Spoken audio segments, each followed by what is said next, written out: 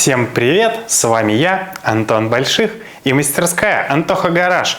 И возможно, сегодня это последнее видео из мастерской, по крайней мере в 2023 году.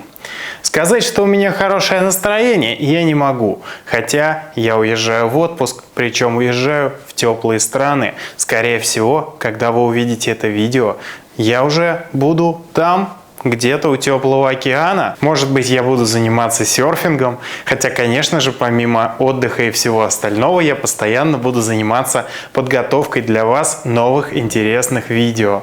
У меня еще много монтажа по моим видеокурсам, которые уже отсняты. Я отснял, наверное, процентов 95 всего, что хотел показать. Напоминаю, что я создал курсы по самостоятельному обслуживанию скутеров BMW C650 GT, C600 Sport и так далее, а также по Suzuki Skyway Burgman 400 и 650. Я считаю, что это крайне полезная тема, так чтобы вы могли качественно своими руками, со знанием всех тонкостей и нюансов, не ломая никакого пластика и так далее, не допуская ошибок, обслуживать свой скутер, экономить на услугах сервисов, а также в принципе избежать встречи с некачественным сервисом, который, к сожалению, в России очень распространен, и не только в России. Я тут узнал такую вещь, что оказывается во многих странах СНГ с сервисом реально все хорошо,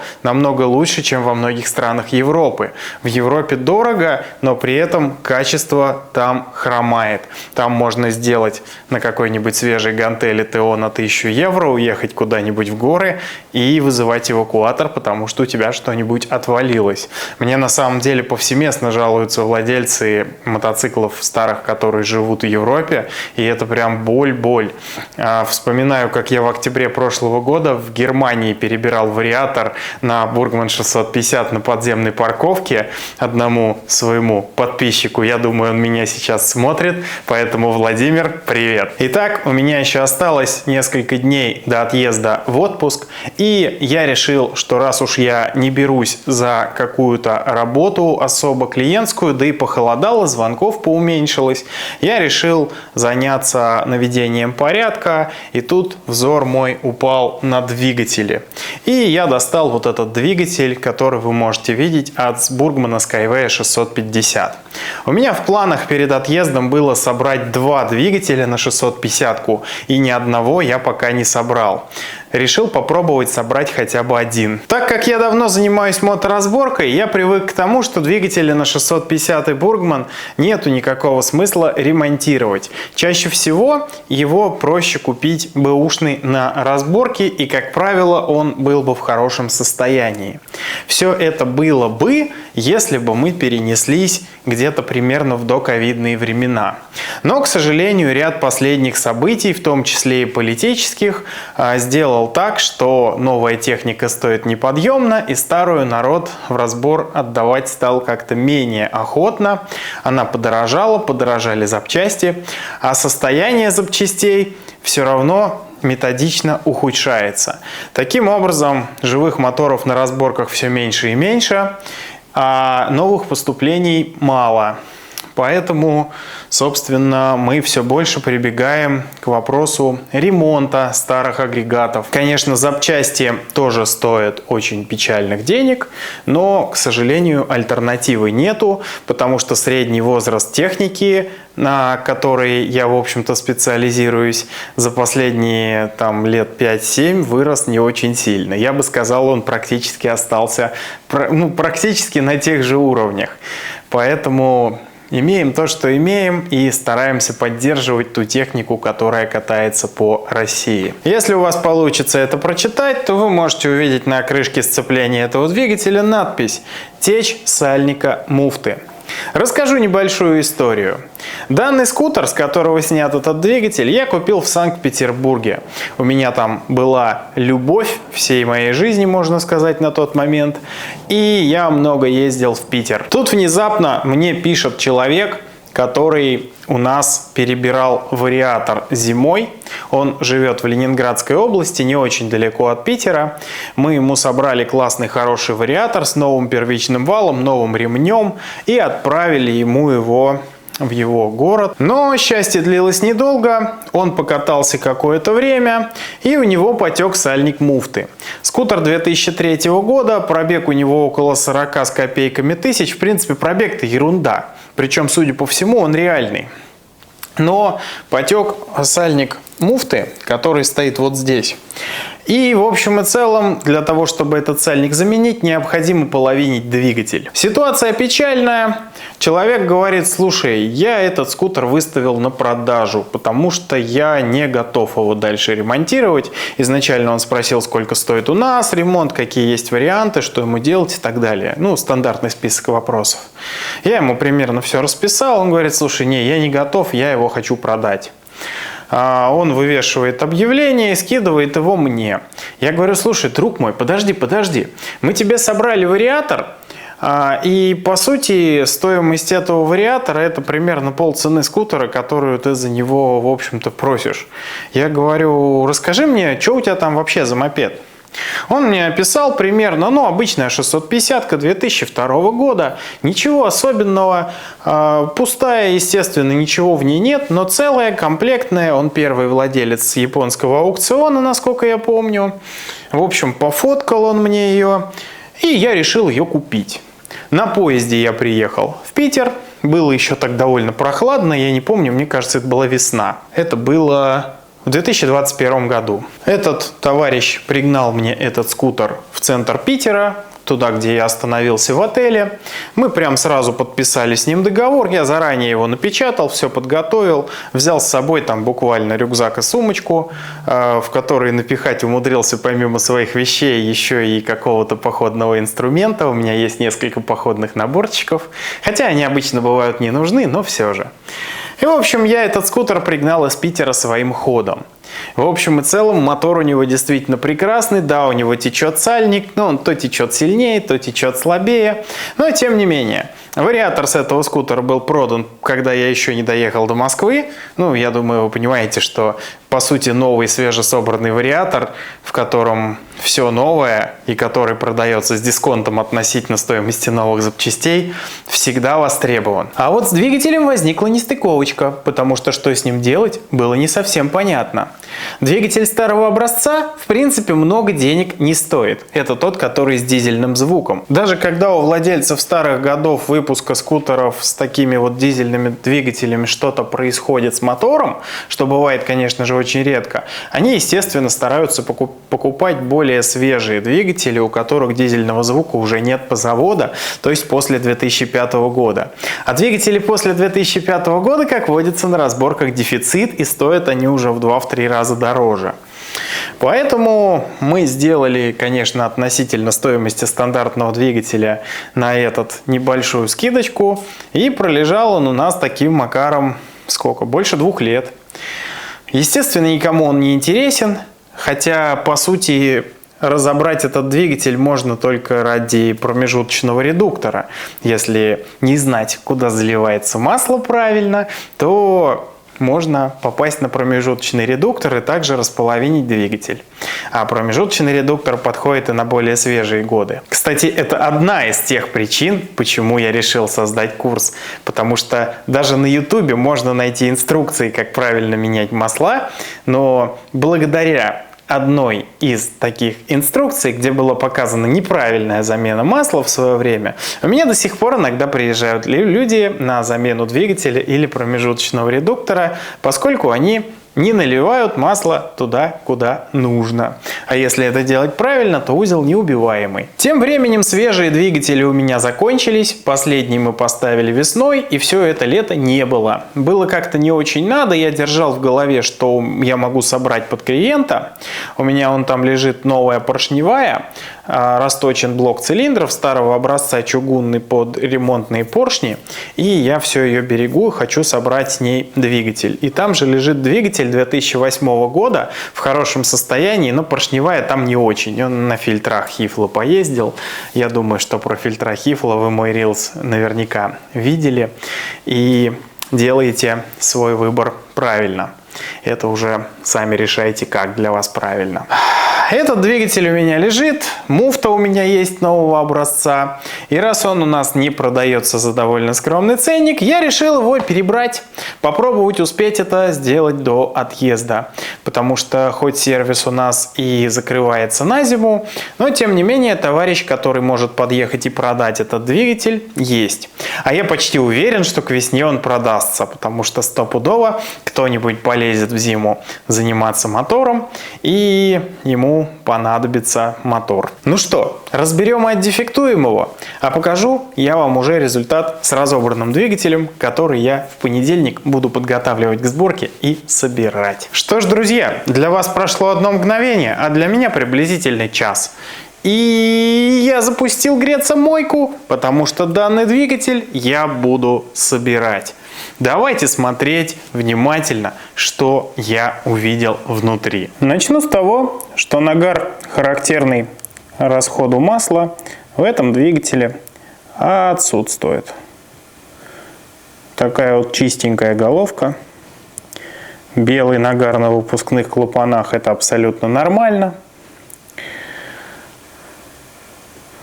Следующий интересный момент – это помпа, которая уже перебиралась.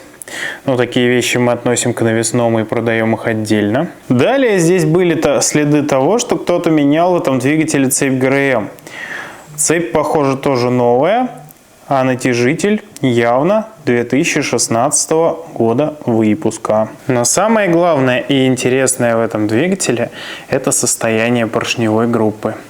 Напомню, двигатель 2002 года выпуска. Естественно, он ни разу не вскрывался.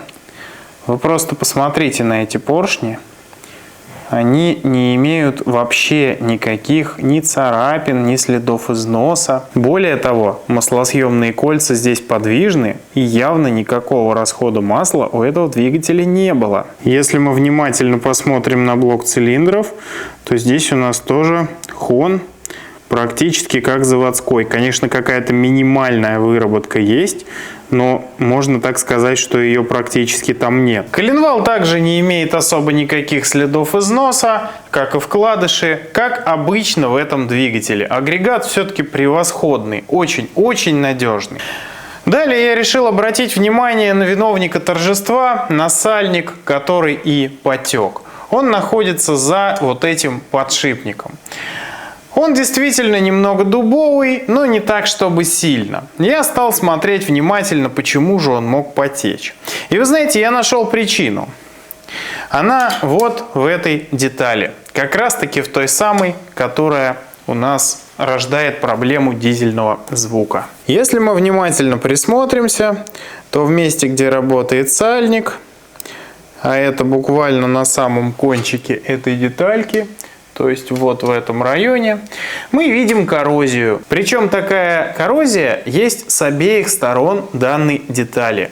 То есть оба сальника были подвержены риску потечь. Соответственно, мы просто меняем эту деталь на вот такую вот классную муфту от двигателя после 2005 года.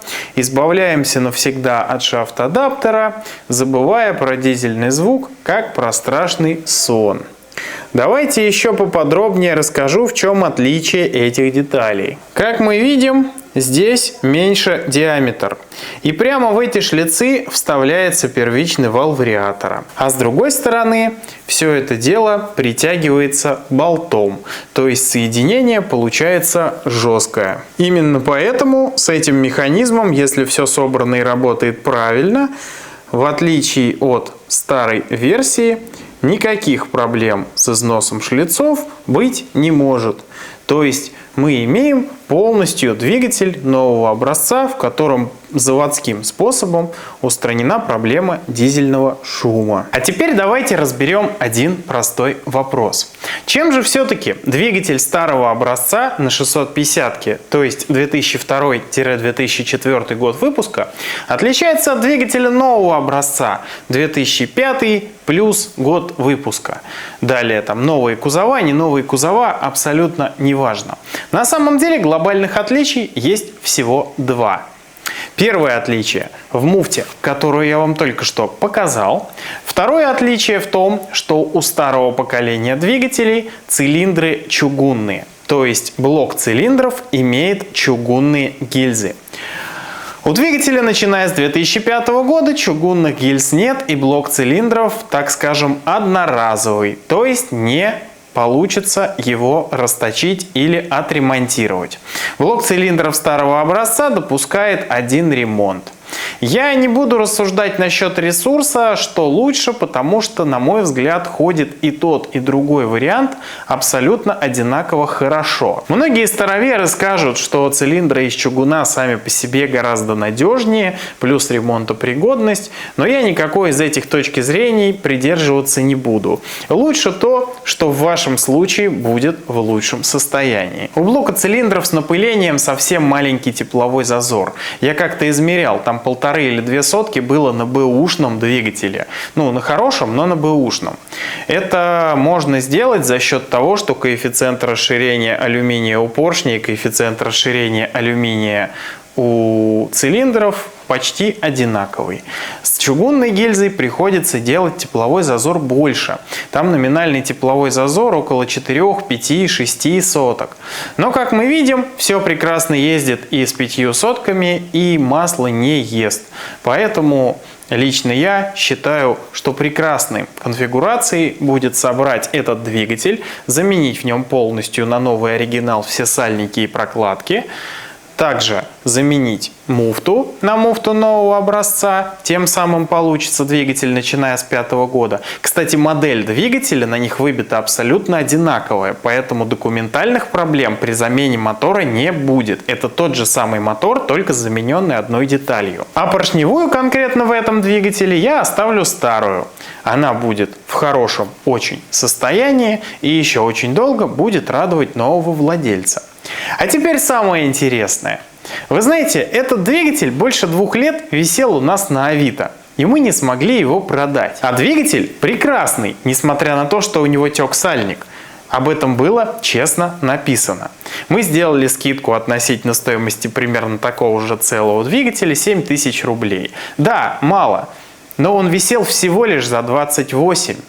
Это, на мой взгляд, копейки для такого классного агрегата. Теперь, после проведения всех этих работ, я прибавлю стоимость муфты, прибавлю стоимость прокладок, сальников и, конечно же, своей работы.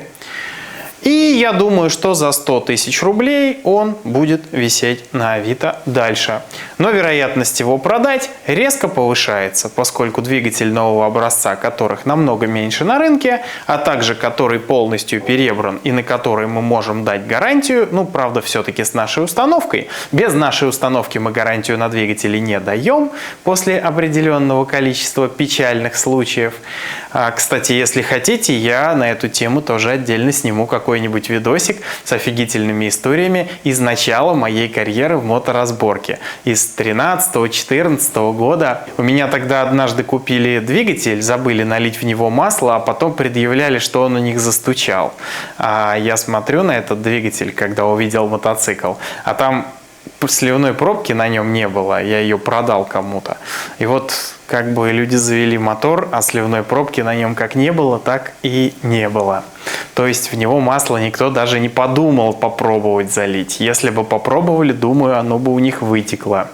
С тех пор я ни на один двигатель гарантию без нашей установки не дал. И считаю, что чем сложнее агрегат, тем на него можно меньше давать гарантий. Так как отвечать за свою работу это еще как-то нормально, а отвечать за работу чужую, за чужие кривые руки, это просто невозможно. А на сегодня я с вами прощаюсь. С вами сегодня был я, Антон Больших, и мастерская Антоха Гараж. Все мои контакты, ссылочки на мои соцсети указаны в описании. Если у вас есть ко мне какие-то вопросы и вы хотите со мной связаться, вы знаете, что нужно сделать. А самой лучшей вашей поддержкой для того, чтобы я продолжал пилить для вас классный, интересный контент, будет являться то, что вы поставите лайк этому видео, нажмете обязательно на колокольчик, чтобы первыми узнавать о новых интересных видео, и напишите комментарий, желательно более 3 слов. Спасибо вам огромное за понимание, это помогает мне развиваться. Всем пока!